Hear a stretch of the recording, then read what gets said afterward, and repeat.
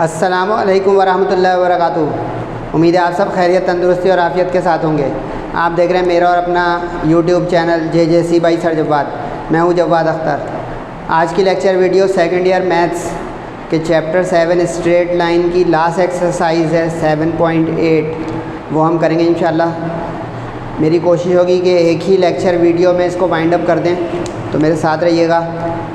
शुरू करते हैं। बिस्मिल्लाहिर्रहमानिर्रहीम।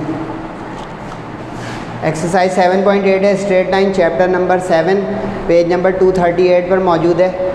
ये एक्सरसाइज बेसिकली होमोजीनियस इक्वेशंस के मुताल्लिक है। होमोजीनियस इक्वेशन का मतलब है कि इसमें आपके पास ऐसी इक्वेशन होंगी जो बैकवर्ड दो होंगी, यानी पेयर ऑफ लाइंस होंगी। एक है y माइनस m1x या y is equal to m1x और दूसरी है y is equal to m2x। अगर आप लोगों ने लास्ट एक्सरसाइज मेरे साथ ली है तो ऐसी इक्वेशन जो ओरिजिन से लाइन गुजर रही हो उसमें कांस्टेंट टर्म नहीं होती है, कांस्टेंट टर्म ज़ीरो होती है, यानी उसमें नहीं होती है। अब इस एक वक्त में दो इक्वेशनें होंगी लेकिन नज़र एक आ रही होगी। इसका फॉर्मेट होगा ये ax² plus 2hxy plus by² is equal to 0। पहले कॉन्सेप्ट बनाने के लिए थ्योरी बता रहा हूँ। ये कहलाती है homogeneous equation. Homogeneous equation in two variables, दो वेरिएबल वाली है x और y है। और होमोजीनियस लेके इसमें गौर करें, कोई कांस्टेंट टर्म नहीं है। पहली टर्म में x² है, आखिरी टर्म में y² है और दरमियान वाले में xy मल्टीप्लाई में। इसी को होमोजीनिटी कहते हैं, जिसमें एक ही वक्त में xy मल्टीप्लाई में हो। तो अब इसी के क्वेश्चंस हैं, तो चेक करें क्या करना है। अच्छा, बुक में ये पेज नंबर 238 पर मौजूद है। पेज नंबर 238 मैं आपके लिए पढ़ देता हूँ ये सवाल। इसमें लिखा हुआ है कि find the equation of pair of lines, find the equation of pair of lines, equation of pair of lines and also state the nature of lines. Pair of lines की इक्वेशन और नेचर ऑफ लाइंस, दो चीज़ें मांग रहे हैं। अच्छा, इसमें 4-5 part हैं। मैंने सेलेक्टिव 3 पार्ट किए हैं जो थोड़े से ट्रिकी हैं। इसको फॉलो करके आप 2 पार्ट और कर सकते हैं क्योंकि एक ही जैसे हैं तकरीबन। अब इसमें उन्होंने पेयर ऑफ लाइंस दी हुई है 4x² minus xy minus 5y²। अभी आप गौर से देखें, इसी शक्ल की है। दूसरे सवाल को भी एडवांस में देख लें, इसमें भी इसी तरह की है। तीसरे को भी देख लें एडवांस में, इसी तरह की है। तो एक ही अब काम बार बार करना है, तो तवज्जो रखिएगा जल्दी जल्दी। Equation of pair of lines निकालने के दो तरीके होते हैं। एक तो ये होता है कि आप फैक्टराइज करने की कोशिश करें गिवन इक्वेशन को, क्योंकि 3 टर्म है तो मिडिल टर्म ब्रेक एक हुआ करती थी मैट्रिक में, मिडिल टर्म ब्रेक से फैक्टराइज करते हैं। तो आप वहाँ पे गौर करें, 4 5 20 होता है और 4 - 5 -1 होता है। तो देखें 4 - 5 से -1 भी आ जाएगा और 4 × -5 से -20 भी आ जाएगा, यानी फैक्टराइज हो रही है। तो दो फैक्टर्स बन गए, कॉमन लिया 4x, x + y, -5 कॉमन लिया, माइनस साइन लेते हैं कॉमन, तो बाहर तो अंदर साइन चेंज हो जाते हैं। अब सेम फैक्टर आएंगे, इससे तय हो जाएगा हमने सही फैक्टराइजेशन की है। ये जो होता है ना, ये हो जाता है आपका आंसर कि सवाल था equation of pair of lines बताएं, यानी जो बज़ाहिर एक इक्वेशन नज़र आ रही है उसके अंदर दो छुपी हुई हैं। ये देखें, दो दिखाई नहीं ना, दो छुपी हुई हैं उस एक के अंदर, वो खोलनी है। तो अब हमने खोल ली, तो ये एक आंसर ए हो गया। आगे कह रहे हैं nature of pair of lines भी बताएं। नेचर का मतलब है कि कैसी हैं। अब नेचर में 3 तरह की हो सकती हैं, अभी मैं 1 बाय 1 बता दूंगा आपको।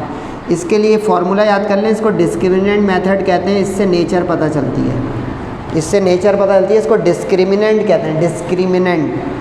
अब पहले डाटा बनाए ABC का, ए बी और H का।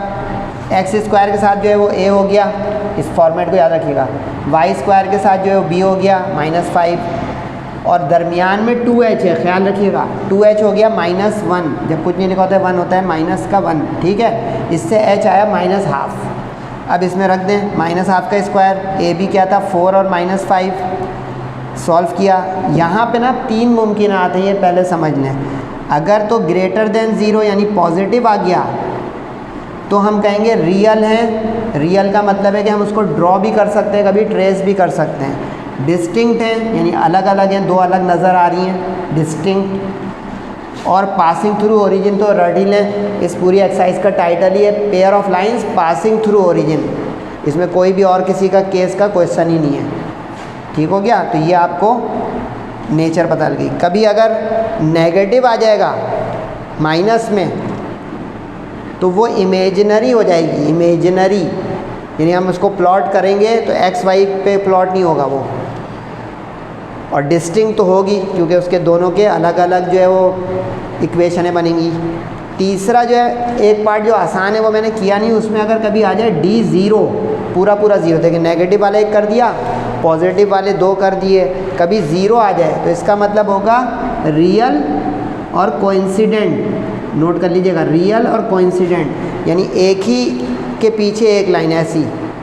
अगर आप देख रहे हो मेरे पास मार्कर नज़र आ रहा हो, एक है नहीं भाई दो हैं, ये देखें, तो ये एक ही पे अगर एक लाइन बना दूंगा तो वो हो गई कॉन्सिडेंट, यानी ऐसी लाइन बना दूँ कभी। अब आप कहेंगे एक बनाइए, मैं कहूँगा भाई नहीं दो बनाइए, देखें तो ये एक के ऊपर एक ओवरलैप होती है, तो इसको कहते हैं कोइंसिडेंट। पैरेलल नहीं बोल सकते, पैरेलल के लिए ऐसा होना चाहिए, पैरेलल तो बन ही नहीं सकती यहाँ क्योंकि दोनों को ओरिजिन से गुजारना है। तो ये देखें ज़रा, आईक्यू टेस्ट भी है, दोनों को अगर ओरिजिन से गुजारना है तो पैरेलल कर दूंगा तो एक बाहर से चली जाएगी, कैसा, तो यहाँ कोइंसिडेंट का लफ्ज़ आएगा, पैरेलल का नहीं आएगा। ठीक है, ये जो मैंने बताया ये जो दो पार्ट रहेंगे उसमें आएगा, इसमें हमने जो किया उसमें नहीं है। अगले सवाल पे आ जाए जल्दी से। इसमें आप दिए हुए 10x² minus 3xy minus Y square, इसकी भी फैक्टराइजेशन हो रही है। अच्छा ये पहले चेक कीजिएगा फैक्टराइज हो रहा है कि नहीं, क्योंकि नहीं हो रहा होगा तो एक मजबूरी का नाम है, ये देखें जिसमें नहीं हो रहा होगा फैक्टराइज। अब फैक्टर्स बनाए, 10 1 ज़ा 10 माइनस 5 2 ज़ा 10, आसान फैक्टर है।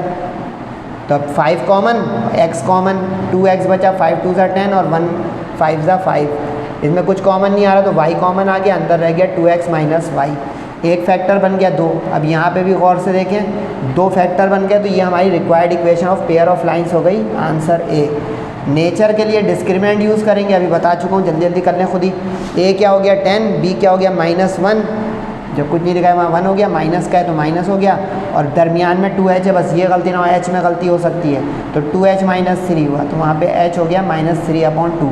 इसकी एक और टेक्निक बता दूँ, दरमियान में जो वैल्यू लिखी हुई है ना x y के साथ, अगर उसको 2 से डिवाइड कर दें तो वह h हो जाता है। सिंपल एक तरीका बता रहा हूँ, तो देखें -3/2, -1/2, -3/2, देखें h।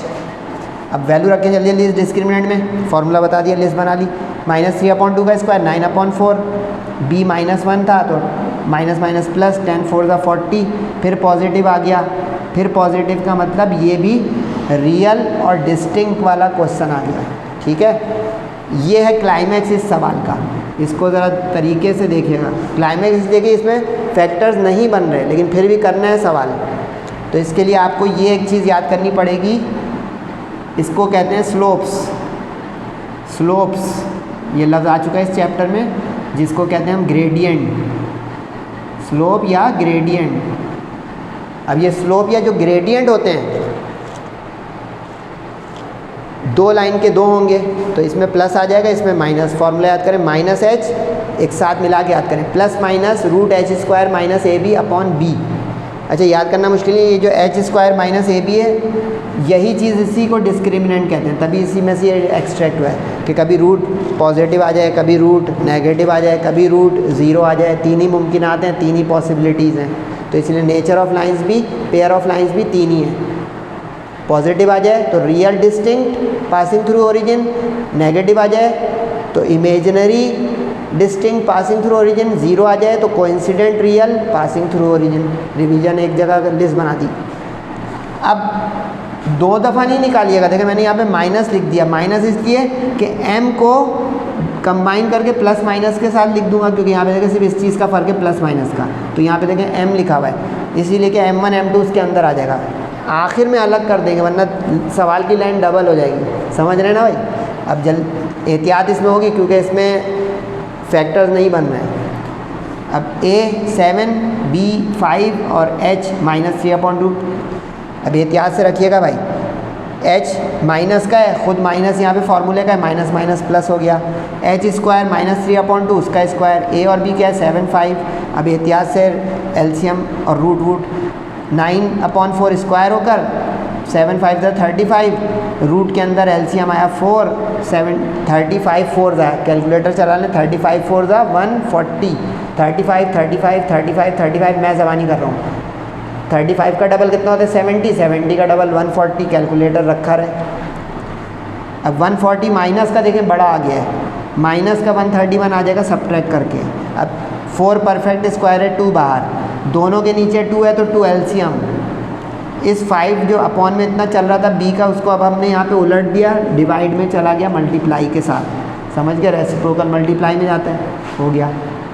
अब मज़ीद हल हो रहा है क्या, सिर्फ 5 2 10 हो रहा है मज़ीद हल। अब यहाँ पे आइदर और हो गया, आइदर और, एक प्लस वाला इसमें से ले लिया और माइनस को उधर जाके इज इक्वल टू कर दिया, तो दिस x और y is equal to this x upon, यानी ये पूरा जो हमारा लिखा हुआ था ये x के साथ आ गया इस तरह mx, और ये आ गया y is equal to mx, ये वाली शक्ल y is equal to mx, समझ में आया। यानी कि माइनस आ रहा था तो उसको उधर कर दिया ताकि y एक तरफ हो जाए, x एक तरफ हो जाए। तो ये रिक्वायर्ड इक्वेशन। सीखा क्या कि जब कभी भी फैक्टर्स नहीं बन रहे होंगे ना, तो ये देखें ऐसे ही होगा कि रूट में माइनस आ जाएगा, और फर्स्ट आप लोगों को याद होगी, रूट में माइनस का मतलब आयोटा हो गया, आयोटा का मतलब इमेजनरी हो गया, समझ रहे हैं ये चीज़। अच्छा, एक शॉर्ट हैंड टेक्निक भी बताऊँ एमसीक्यूज़ के लिए। कभी फैक्टर्स बन जाएंगे ना तो देखें वो ऑटोमेटिकली रियल डिस्टिंक्ट होगा, लेकिन चूँकि इस सवाल में नेचर का एक सवाल पूछा था इसलिए करके दिखाना पड़ा। एमसीक्यूज़ में आ जाए तो देखिए फैक्टर्स बन रहे हैं तो रियल डिस्टिंक्ट का ऑप्शन ले लीजिएगा, फैक्टर्स बन रहे हैं रियल डिस्टिंक्ट का ले लीजिएगा, नहीं बन रहे हैं तो इमेजनरी का ले लीजिएगा। और फैक्टर्स बन के एक जैसे फैक्टर आ जाएँ, रिपीटेड फैक्टर्स आ जाएँ, तो वो होता है कोइंसिडेंट, यानी इसमें आ जाए x प्लस वाई तो यहाँ पे भी x प्लस वाई वाला एक जैसे आ जाएंगे, यानी नेचर वाले से पहले, डिस्क्रिमिनेंट से पहले ही मैं चेक करने का बता रहा हूँ कि एक जैसे फैक्टर आ जाएंगे ना, वो कोइंसिडेंट हो जाएगा, फैक्टर सेम होंगे इसके। ये चेकिंग हो गई, चेकिंग की चेकिंग, सही है, कहीं जाइएगा नहीं। एक सवाल और करूँगा, अगर ज़्यादा देर हो रही होगी फिर मुझे स्प्लिट करना पड़ेगा पार्ट 1 पार्ट 2 इस लेक्चर का।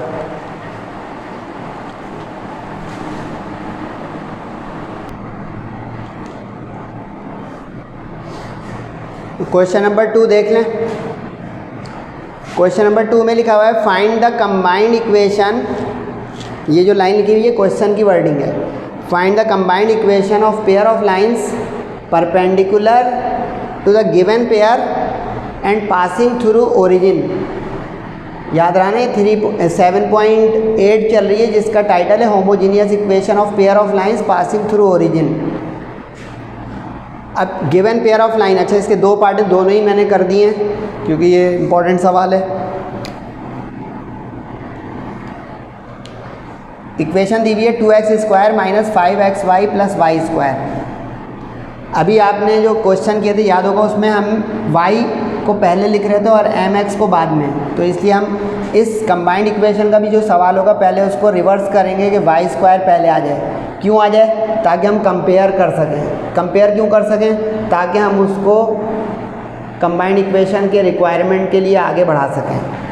तो जब ये इधर आ गए, ये 2x² इधर हो गया, यानी सिर्फ इसको अरेंज किया है रिवर्स, ठीक है। अब ये हमारी पेयर ऑफ लाइंस की इक्वेशन होती है, इसको तो आपने याद ही भी किया हुआ है, अभी जो आखिरी क्वेश्चन 1 किया था उसमें ये पेयर ऑफ लाइन की इक्वेशन होती है, सही है। अब इसको ब्रैकेट खोल दें, y into y y square. अच्छा एक स्टेप मैंने कम किया, परेशान नहीं हो, m1x इंटू वाई और फिर y इंटू m2x, तो इन दोनों में x y आ जाएगा तो वो कॉमन ले लिया मैंने और माइनस के साथ, वरना ब्रैकेट खोलने के बाद आप x y वाली टर्म में से कॉमन ले लेंगे तो यही आ जाएगा, minus into minus plus m1 m2 और x इंटू x स्क्वायर। अब गौर करें तो लेफ़्ट पे यहाँ पे y² लिखा हुआ है, यहाँ पे 5xy लिखा हुआ है और यहाँ पे 2x² लिखा हुआ है। अब पता चला मैंने क्यों किया था, देखिए y पे यहाँ पे हमेशा ये फॉर्मेट रहेगा, इसको तो हम चेंज कर नहीं सकते, ये तो फार्मूला एक तरह का है, तो अब y² हमेशा 1 आ जाएगा, इसलिए यूँ किया था, ठीक है। अब m1 प्लस m2 xy के साथ है तो ये आ गया आपका 5 और x² के साथ m1 m2 है तो ये आ गया 2। कंपेयर कहते हैं इसको, इसके साथ जो चीज़ कंपेयर है वो x² की हो गई, xy के साथ जो है वो m1 m+2 हो गया। अब ये आपको समझना है कि कंबाइंड इक्वेशन होती क्या है। अगर फ़र्ज़ करें आपके सामने दो equation of pair of lines में बना दूँ ये, तो इस पे जो परपेंडिकुलर लाइन होगी ना वो कहलाएगी कंबाइंड इक्वेशन। यानी इस लाइन पे एक परपेंडिकुलर लाइन बना दें आप, ये हो गई पहली लाइन पे परपेंडिकुलर, समझ में आ रहा है। दूसरी एक और बना दें परपेंडिकुलर, ये इस पे परपेंडिकुलर बना दें, तो ये जो ब्लू वाली मैंने लाइन बनाई ना ये हो गई कंबाइंड इक्वेशन, और ये हमारी एक्चुअल लाइन हो गई गिवन वाली। मुख्तसर क्या हुआ कि कंबाइंड इक्वेशन यानी कि अगर ये लाइन है तो इसके ऊपर जो परपेंडिकुलर हो, ये लाइन है तो इसके ऊपर जो परपेंडिकुलर हो वो कंबाइंड इक्वेशन होगी। तो हम लोग ये चैप्टर अब ख़त्म पे ले आएँ तो आपको याद होगा कि जो लाइन परपेंडिकुलर होती है उल्टा टी परपेंडिकुलर, उसका स्लोप नेगेटिव रेसिप्रोकल होता है, याद आ गया। यानी m is equal to -1/m, negative reciprocal उल्टा और साइन चेंज। तो अब जो m1 पहला स्लोप था वो हो जाएगा, ये देखिए हम यहाँ माइनस है तो प्लस हो गया, और m1 जो था वो 1/m1 हो गया, माइनस जो था वो प्लस हो गया, यानी नेगेटिव रेसिप्रोकल परपेंडिकुलर की वजह से। अब इसको अरेंज करें एलसीएम लेके और वैल्यू पुट कर दें इन दोनों की, तो आपका आंसर डन हो जाएगा। मैं करूँ, ये देख लें भाई, m1 by LCM m2 by LCM, दोबारा से multiply m1 m2 Y square, फिर m1 m2 वाई एक्स के साथ और दूसरे x के साथ। इसमें ही वही मैंने किया जो यहाँ किया, कॉमन ले लिया क्योंकि x y दो जगह आएगा। नहीं समझ रहे कैसे, एक m2 के साथ x y आएगा, सही हो गया, और एक m1 के साथ x y आएगा, सही हो गया। यही काम यहाँ पे, तो वो कॉमन आ जाएगा, तो ये m1 प्लस m2 हो गया और बाकी x plus x into x x square हो गया। अब वैल्यू रखते हैं, m1 m2 क्या निकाला हुआ था 2 और m1 प्लस m2 क्या निकाला हुआ था 5, ये पुट कर दें यहाँ, तो देखें m1 m2 2, m1 plus m2 5, ठीक है। अच्छा प्लस का आएगा, हाँ प्लस है, प्लस में है ना ये, तो प्लस ही रहेगा। अच्छा इस सवाल की चेकिंग भी बता दूं आपको जाने से पहले, कंबाइंड इक्वेशन की इक्वेशन जो है ना उसमें X square Y X square exchange हो जाते हैं। यानी अगर आपकी एक्चुअल इक्वेशन होगी A X square plus 2h x Y plus B Y square is equal to 0, तो कंबाइंड इक्वेशन जो होगी ना उसकी फॉर्मेट यूँ हो जाएगा, b x square minus 2h x Y plus a y square is equal to 0, यानी reflection हो जाएगी। देखिए ना रिफ्लेक्शन है ना, आईना सामने रखें तो एक के दो हो जाएंगे, ये वही है कंबाइंड का मतलब ये था मिलाना। अब देखें 2x स्क्वायर जो था वो वाई स्क्वायर के साथ 2 चला गया, जो वाई स्क्वायर के साथ 1 था वो एक्स स्क्वायर के साथ 1 आ गया, बीच वाले का साइन बदल गया। MCQs आ जाए तो ये उसका सवाल हो गया कि एक्स स्क्वायर वाई स्क्वायर को अदल बदल कर दें, बीच वाले का एक्स वाई वाले का साइन बदल दें। अब एक पार्ट और है, वर्डिंग वहीं से उठा लीजिएगा पहले सवाल से, डैश डैश यहाँ पे डाला हुआ है, इसका मतलब वर्डिंग आ जाएगी पहले पार्ट से।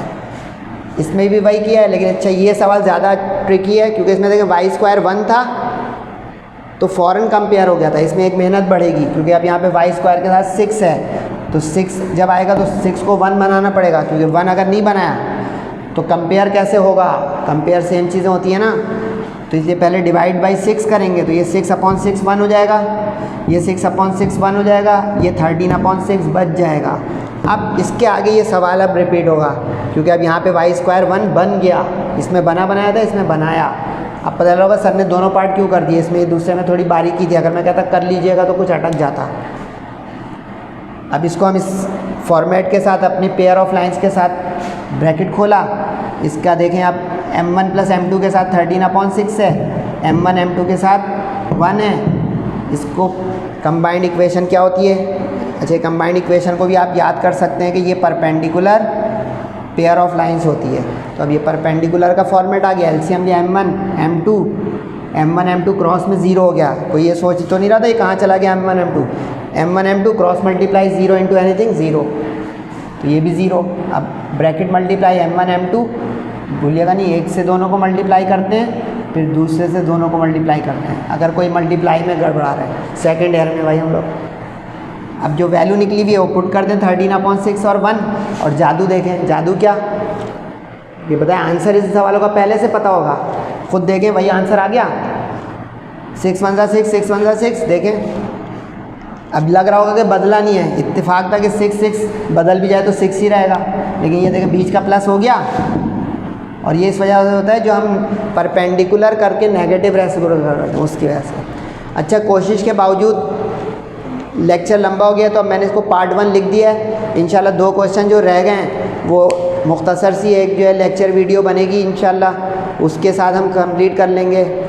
तो तब तक अपना और सबका बहुत ख्याल रखिएगा, फ़ीडबैक ज़रूर दीजिएगा। सेहत और ज़िंदगी रही तो इंशाल्लाह अगले लेक्चर वीडियो में आपसे मुलाकात बहुत जल्द होगी, फ़िज़िक्स, केमिस्ट्री या मैथ्स के साथ। तब तक के लिए अस्सलामु अलैकुम वरहमतुल्लाहि व बरकातुहू।